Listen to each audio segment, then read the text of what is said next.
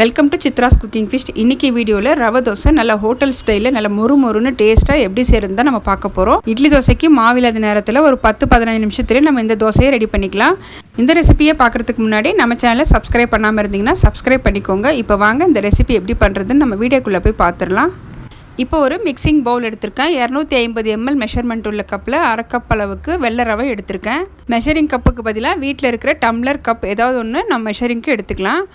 இப்போது அதே கப்பில் அரை கப் அளவுக்கு அரிசி மாவு எடுத்திருக்கேன். 1/4 கப் அளவுக்கு மைதா மாவு சேர்த்துருக்கேன். மைதா மாவு பிளேஸில் கோதுமை மாவு கூட சேர்த்துக்கலாம். நமக்கு ஹோட்டல் டேஸ்ட் கிடைக்கணுன்றதுக்காக மைதா மாவு சேர்த்துருக்கேன். 1/2 ஸ்பூன் அளவுக்கு சீரகம் சேர்த்துக்கலாங்க. 1/2 ஸ்பூன் அளவுக்கு மிளகு சேர்த்துக்கிறேன். இந்த தோசைக்கு தேவையான அளவுக்கு உப்பு சேர்த்துக்கலாம். காரத்துக்கு 1/2 ஸ்பூன் அளவுக்கு சில்லி ஃப்ளேக்ஸ் சேர்த்துருக்கேன். நீங்கள் சில்லி ஃப்ளேக்ஸ்க்கு பதிலாக பொடியாக நறுக்குன்னு பச்சை மிளகாய் கூட சேர்த்துக்கலாம். கருவேப்பிலை கொத்தமல்லி பொடியாக நறுக்கி சேர்த்துக்கிறேன். இப்போ நல்லா ஒரு தடவை மிக்ஸ் பண்ணிவிட்டு தண்ணி சேர்த்துக்கலாங்க. நான் ரவை மெஷர் பண்ண அதே கப்பில் 2 கப் அளவுக்கு தண்ணி சேர்த்துக்கிறேன். ஃபஸ்ட்டு நம்ம ரவையை ஊற வச்சுக்கலாங்க. ஒரு 10 நிமிஷம் ரவை ஊறட்டும். க்ளோஸ் பண்ணி வைக்கலாம். இப்போது இந்த ரவை ஊறுற இந்த 10 நிமிஷத்தில் நம்ம ஒரு சட்னி ரெடி பண்ணிக்கலாம். இப்போ ஒரு பேன் வச்சுருக்கேன். இதில் 1 ஸ்பூன் அளவுக்கு எண்ணெய் சேர்த்துட்டு 2 வெங்காயம் நீல வாக்கில் கட் பண்ணி சேர்த்துருக்கேன். 2 பல்லு பூண்டு, ஒரு சின்ன துண்டளவுக்கு இஞ்சி சேர்த்துருக்கேன். ஒரு கொத்து கருவேப்பிலை. நம்ம இந்த சட்னிக்கு தேங்காய் கூட சேர்க்க போகிறது இல்லைங்க, ரொம்பவே சூப்பராக இருக்கும். நல்லா ஒரு தடவை மிக்ஸ் பண்ணிவிட்டு காரத்துக்கு 2 காஞ்ச மிளகாய் சேர்த்துருக்கேன். இந்த சட்னிக்கு தேவையான அளவுக்கு உப்பு சேர்த்துக்கலாம். வெங்காயம் கொஞ்சம் வதங்கினதும் 1/4 கப் அளவுக்கு உடச்ச கடலை சேர்த்துக்கலாங்க. உடச்ச கடலை ஒரு 2 நிமிஷத்துக்கு நல்லா மிக்ஸ் பண்ணிக்கலாம். ஒரு சின்ன துண்டு புளி சேர்த்துட்டு ஒரு கைப்பிடி அளவுக்கு கொத்தமல்லி சேர்த்துக்கலாம்.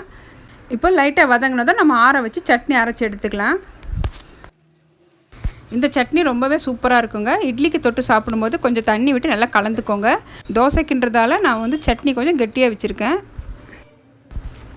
சட்னி இப்போ ரெடி பண்ணிட்டோம். இப்போ தோசை செய்ய ஆரம்பிச்சிடலாம். இப்போ ரவை பார்த்திங்கன்னா நல்லா ஊறி இருக்குது. இப்போ ரொம்ப கெட்டியாக இருக்குது. நம்ம தண்ணி விட்டுக்கலாம். ஃபஸ்ட்டு நம்ம 2 கப் அளவுக்கு தண்ணி சேர்த்துருக்கோம். இப்போது திரும்பவும் நான் 1/2 கப் அளவுக்கு தண்ணி சேர்த்துக்கிறேன். இப்போ மொத்தமாக பார்த்திங்கன்னா 3/2 கப் அளவுக்கு தண்ணி சேர்த்துருக்கேன்.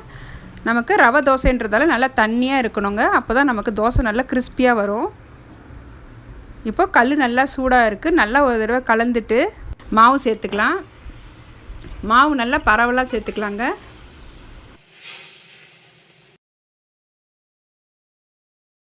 மேலே 1 ஸ்பூன் அளவுக்கு எண்ணெய் சேர்த்துக்கிறேன். ஸ்டவ் நல்லா ஸ்லோ ஃப்ளேம்லேயே வச்சு நல்லா மொறுன்னு சுட்டு எடுத்துக்கலாம். ரவை தோசை இப்போ கிறிஸ்பியாக வெந்திருக்குங்க. இப்போ ஒரு பிளேட்டுக்கு மாற்றிக்கிறேன்.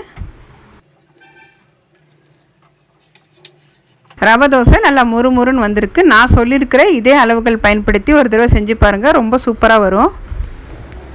இப்போ நம்ம இதுலேயே கேரட் துருவல் கூட சேர்த்துக்கலாங்க.